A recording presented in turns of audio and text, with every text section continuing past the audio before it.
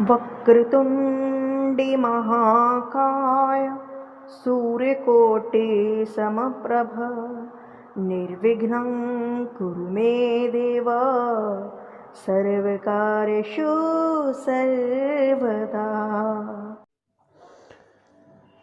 राधे राधे दोस्तों, भक्ति सागर सोनिका चैनल में आप सबका स्वागत है और हम आपके लिए लेकर आए हैं शुक सागर श्रीमद् भाषा भागवत। उम्मीद है कि आपको अच्छा लग रहा होगा, जिसका कि हम आपको 2 स्कंद सुना चुके हैं और तृतीय स्कंद में विदुर नीति, विदुर उद्धव संवाद, जिसमें कि विदुर नीति के 8 अध्याय थे और आज हम दूसरा अध्याय कृष्ण के विरह में व्याकुल होकर उद्धव ने विदुर से कृष्ण के बाल चरित्र कहे। तो आइए ज्यादा देरी ना करते हुए चलते हैं कथा की ओर। और यदि अभी तक सब्सक्राइब नहीं किया है, कृपया सब्सक्राइब जरूर कीजिए। जो विपत्ति युधिष्ठिर के सहने योग्य ना थी, वह भी उसने सही। उस समय अपराध के सहने वाले युधिष्ठिर अंश तुम दे दो। सब भ्राताओं सहित सब रूपी भीमसेन क्रोध से श्वास ले रहा है, जिससे तुम सदा भयभीत रहते हो।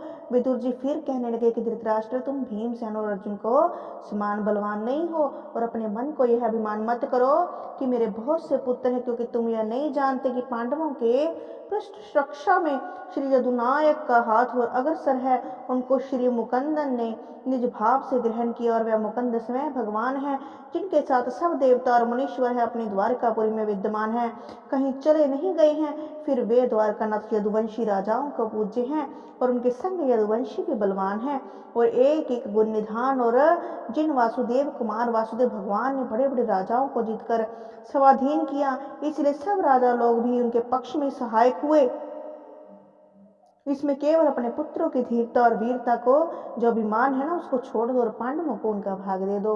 भीष्म द्रोण कर्ण कृप चोखे, रहु नृप तुमने के धोखे। जहाँ कृष्ण तह राम होए, यदुवंशी तब और न जेह। जहाँ धर्म तह रहत मुरारी, जहाँ केशव तह विजय विचारी। नर देवासुर दैत्य के जीतनहार मुरार। वैर करत तिन सो वृथा, देखो सोच विचार। इसीलिए बार बार मैं तुमको समझाता हूँ कि तुम बड़े हो और तुम्हारे पुत्र हैं, इनके अपने बेटा समझकर दे दो जो देना है।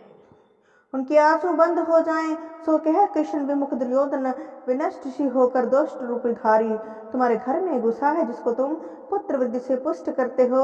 कृष्ण विमुख श्री नष्ट एक दुर्योधन को कुल की कुशलता के अर्थ शीघ्र त्याग करो, जिससे कुल का विनाश ना हो, वह अपत्य है।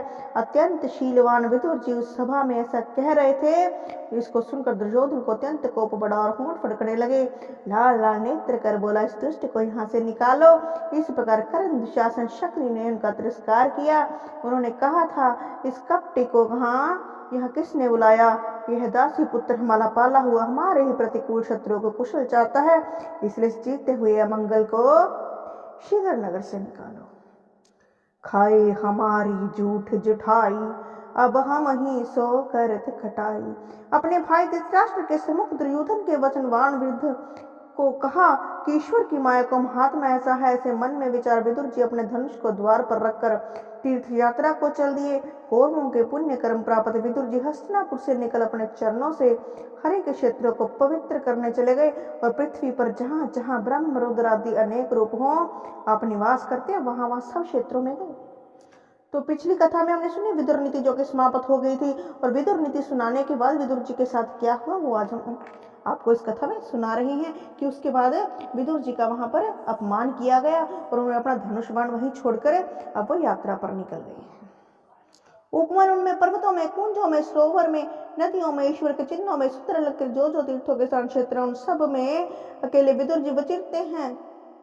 शांत स्वभाव पवित्र आत्मा, सब तीर्थों में स्नान किया। विदुर जी ने पृथ्वी पर शयन किया, शारीरिक संस्कार नहीं करते, अवधूत वेश से रहते हैं, पल कल वसन नहीं पहन, रूप को छिपाकर अवधूत वेश बनाकर व्रत करने लगे, जिससे परमात्मा प्रसन्न हो। इस मानती भारतवर्ष में विचरते विचरते बहुत दिन हो गए। उस समय राजा युधिष्ठिर श्री पुंडरीकाक्ष कृष्णचंद्र की सहायता से पृथ्वी पर एक छत्र राज्य करते थे।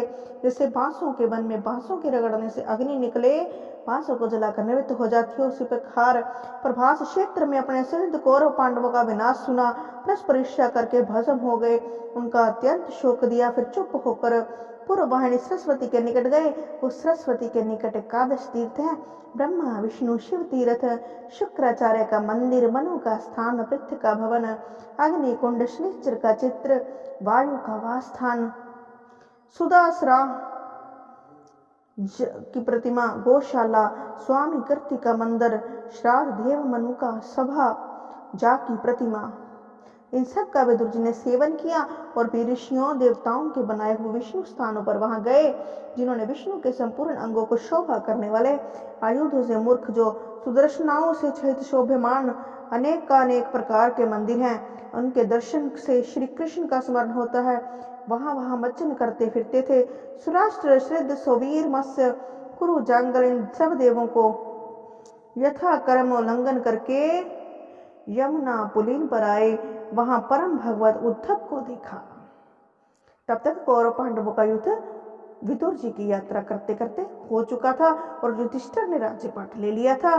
श्री कुंज बिहारी के अनुसार प्रशांत बृहस्पति की नीति शास्त्र पहले विख्यात शिष्य उदय को हृदय लगा विदुर जी मेरे और भागवत प्रजा और अपने इष्ट मित्रों के कुशल की विदुर जी से जिज्ञासा की और फिर पूछा कि रामकृष्ण कुशल हैं।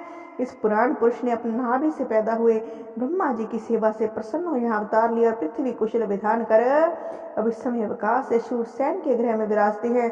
कुरु के परम सुध हमारे भगनीपति परम पूज्य वासुदेव जी कुशल हैं, जो अति उदार वासुदेव जी अपने जमातरों को बहुत धन दे तृप्त कर शूरसेन के समान सदा दान देते रहे।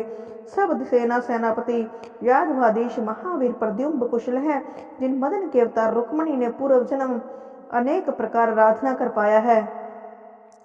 जेहि समुख सूर्य असुर नृप महारथी बर जोर वान धार दावत धुमे धधक चरे चहूर। सात्य की वृष्णि भोजदास अहकर अनेक स्वामी उग्रसेन महाराज सुखी हैं।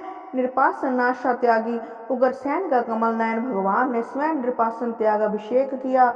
हे सौम्य उद्धव महारथियों में अग्रगण्य वृंदावन बिहारी के समान शीलवान जैसे पूर्व जन्म में शैलसुता भवानी ने स्वामी कीर्ति को उत्पन्न किया है, उसी प्रकार व्रत करके जावंती ने जिन्हें उत्पन्न किया वे कृष्ण तन्य सांब अच्छे हैं। पूरे कुशल पूछिए भगवान कृष्ण के परिवार की। श्री यदुनाथ की सेवा में सहज में प्राप्त हुई धनु विद्या जो ही पार्थ सो पड़ी महारण धीर बड़ो मैत्र कृष्ण को दायक हरिउर पीर। शांत रूप सात्य के सुखी हैं, अत्यंत बुद्धिमान निष्पाप भागवत के शरणगत।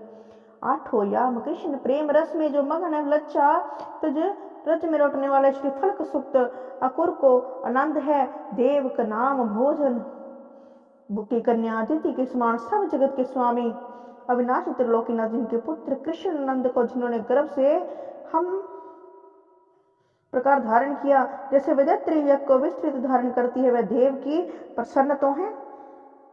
चारु देशन गद आदि की उद्धव कहिए शेम जिन पे निज सूत अधिक कुंती को दृढ़ प्रेम। आगे पूछते हैं कि अनुज श्री कृष्ण अपनी भुजाओं से धर्मावतार युधिष्ठिर धर्म के सेतु की रक्षा करते हैं, जिनकी सभा में विशेष जय की निवृत्ति और सम्राटपन की लक्ष्मी से दुर्योधन तपता हुआ है। अपराधकारी कुरुओं में क्रोधी भीमसेन सर्प के सदृश मांग और श्वास लेने वाले गदा ग्रहण कर विचित्र मार्ग में विचरे, जिस भीमसेन के चरण की धमक धरती नहीं सहन सकती, वह पवन पुत्र भीमसेन प्रसन्न तो है। उद्धव जी से भगवान कृष्ण के पूरे परिवार की कुशलता पूछने के उपरांत अब उद्धव जी से विदुर जी किसके बारे में पूछ रहे हैं? 5 पांडवों के बारे में पूछ रहे हैं, भीम के बारे में पूछ रहे हैं, अर्जुन नकुल सहदेव युधिष्ठिर के बारे में पूछ रहे हैं, उनसे पूछ रहे हैं कि कुंती कैसी है, उनसे पूछ रहे हैं कि हमारे ज्येष्ठ बंधु जो विमान के मध्य में अंधा हो रहा है अपने नगर में, उससे जिसने मुझे निकाल दिया, उस धृतराष्ट्र के बारे में पूछ रहे हैं कि क्या वो तो कुशल से है। पांडु सूतन सो द्रोह कर निज पापिन सुतने, अवश्य नरक में सो गिरते, यह मोहे अति संदेह। परंतु यह तो कही है कि वे आनंद से तो हैं, मनुष्य में अवतार धर और लीला कर मनुष्य की बुद्धि चलायमान करता, सब संसार के धारक वृंदावन विहारी के प्रसाद से मैं परम पदवी को प्राप्त कर विषाद रहित हो सब पृथ्वी पर विचरता फिरा, और अपने रूप को ऐसा छिपाया कि कोई मुझे पहचान ना ले। विदुर जी ने अपना रूप छुपा रखा है। विद्या में दो धनमद सत्व जिनो मदम, अते मदा मदन धना त एव ही सतादमा। अर्थ विद्या धन याति तीन मद हैं, जो मधांध होते हैं उनको यह तीनों मद चढ़ते हैं, परंतु संतों के ये दम है इन तीनों मदों से युक्त होकर जो सेना से सब धरती को चलायमान करते हैं, उनको वध करने वाला, शरणागतों को कष्ट करने वाला, देव की नंदन, कौरवों को अपराध क्षमा किया। राजा परीक्षित कहा है कृपा सिंधु, वह कौन सा अपराध था त्रिलोकीनाथ ने क्षमा किया।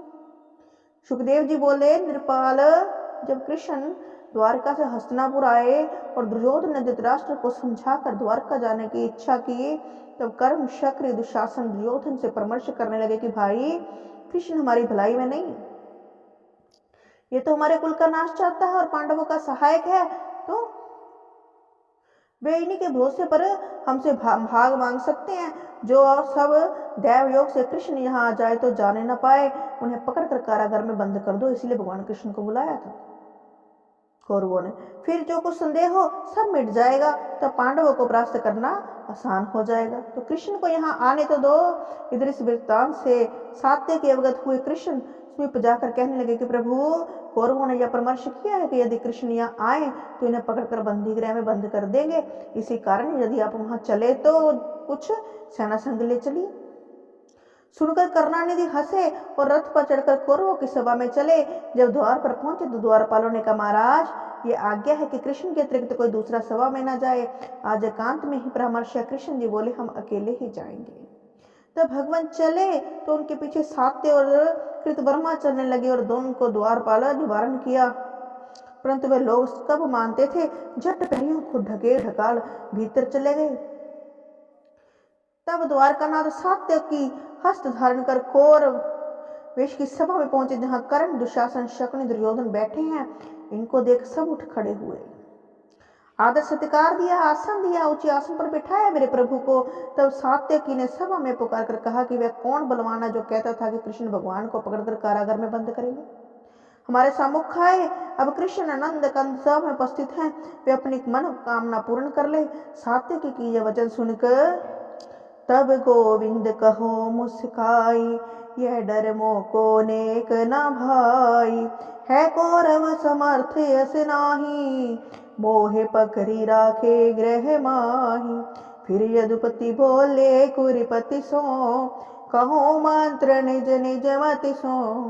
होए विचार जो सब कर लीजे, अब विलंब के कारण कीजे। दुर्योधन तुम वृथा बखेड़ा मत करो, पांडवों का भाग पांडवों को दो। वृथा रारा करने से कुल का नाश होगा। हम यह चाहते हैं कि कुरुवंश बना रहे, परंतु जिसके सिर पर काल गरज रहा हो वह अच्छी बात को कम मानता है। फिर भी मैं तुमको समझाता हूँ, फूटे उन्हीं के भाग, फूट पड़े जिनके भवन।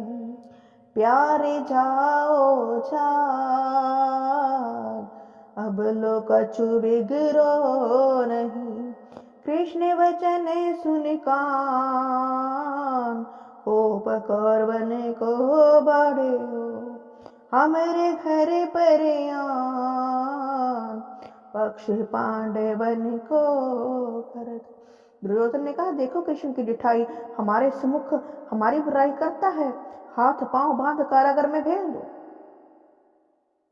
इतना सुनते त्रिलोकीनाथ हंस पड़े और बोले, हाथ पांव यशोदा के जो हमारी माता है उसके अतिरिक्त और किसी की समर्थ नहीं है जो हमें बांध दे।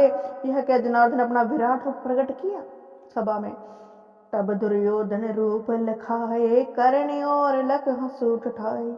इसकी माया लखी ना जाए, इंद्रजाल बैठो फैलाए। कहो भ्राता अब क्या उपाय करना चाहिए। उस निविकट रूप को देख सब योद्धा सभा में त्याग भागने लगे, परंतु मदमोहन ने उनको दुष्ट से कुछ ध्यान नहीं किया। सात्य सहित विराट रूप को चले गए। अजन्मा ईश्वर का जन्म पखंडी और दुष्टों का नाश करने और अकर्ता भगवान के कर्म पुरुषों को ग्रहण करने के अर्थ हैं। नहीं तो गुणों से परे जो ईश्वर है उनके बिना कर्म के वश होना और देह के योग नहीं। हे सखे, शरणागत सब लोकपालों को और अपनी आज्ञा में जो स्थित है उनके कारण यादवों में जन्म लिया। से तीर्थ रूप वासुदेव भगवान बांके बिहारी कृष्ण मुरारी को मनोहर कथा सुनाओ। कोठिन तीर्थ के सरिस जाके कीर्ति गाय, पमरे पावने होते हैं सब यज्ञ योग बहाय। अथ श्री भाषा भागमत उपनाम सुख सागर शाले ग्राम वैश्य कृति थे स्कंद विदुर संभाग प्रथम अध्याय। तो अभी हमने प्रथम अध्याय सुना विदुर और उद्धव संवाद का। उम्मीद है कि आपको अच्छा लगा हो, जिसमें हमने सुना कि विदुर जी ने विदुर नीति धृतराष्ट्र की सभा में सुनाई और जब उनकी बात को नहीं माना गया, उनका तिरस्कार हुआ वहां पर दुर्योधन की ओर से, तो वो वहां से त्याग कर उस जगह को कहाँ पहुंचे हैं, दूर दूर तक उन्होंने यात्राएं की, पूजा पाठ किए और फिर उनको कौन मिलता है, उद्धव जी मिलते हैं। फिर उद्धव जी से इतने समय बाद मिलने के बाद, क्योंकि अपनी चेहरा अपनी पहचान छुपाकर घूम रहे हैं, विदुर जी पूजा पाठ कर रहे हैं, ध्यान लगा रहे हैं भगवान में, और अब वो उनसे पूछ रहे हैं कि कौरव पांडव ठीक तो हैं, भगवान कृष्ण ठीक तो हैं, तो अभी वही लीला सुन रहे हैं। तो हम भी आगे सुनेंगे कि आगे क्या हुआ। तो बने रहिए हमारे साथ। आज की कथा को यहीं पर विराम देते हैं। जय श्री कृष्ण, जय श्री राधे।